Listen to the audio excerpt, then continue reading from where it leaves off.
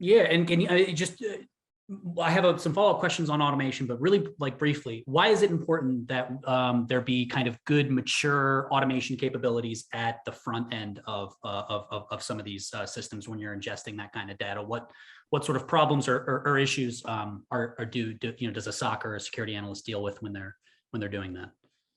Great question. So this is an interesting question because a lot of times it gets conflated with like an autonomous SOC or autonomous security analysts, like robots, which I do not like at all.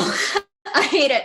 Security system that you turn on and yes, and then you walk away and then everything's perfect. And I don't think that's realistic to this field. I don't think that's realistic any number of years down the line. It's not what the future of the SOC will look like, because we are in a human to human fight and we can't have machines do a better job at that than us right now. However, all of that said, we got a lot of data running around.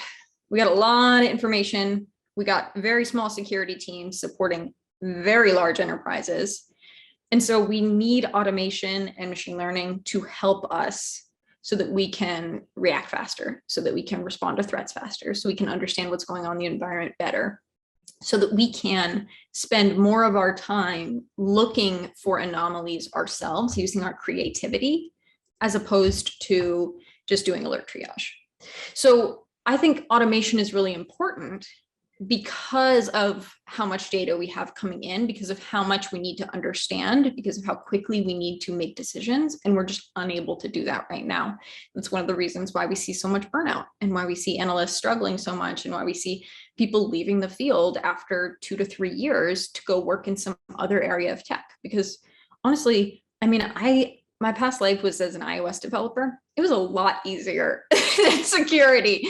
And I mean easier in the way that a lot less everyday fire drill stress. And if you can learn in 2 to 3 years in security how to do some basic scripting, and you want to take off and just go work in another much more well-paid area of tech, that can be really appealing. And that's part of the reason why we're losing so many people. So we need to bring automation into the picture to make this simpler. And we need to bring machine learning into the picture to make this more predictive, make analysts able to upskill faster by understanding what they need to do based on what the tool is telling them, but also give them the opportunity to think, well, I don't know if that's quite right. I need to dig into this deeper because I have a sense that there's something else going on.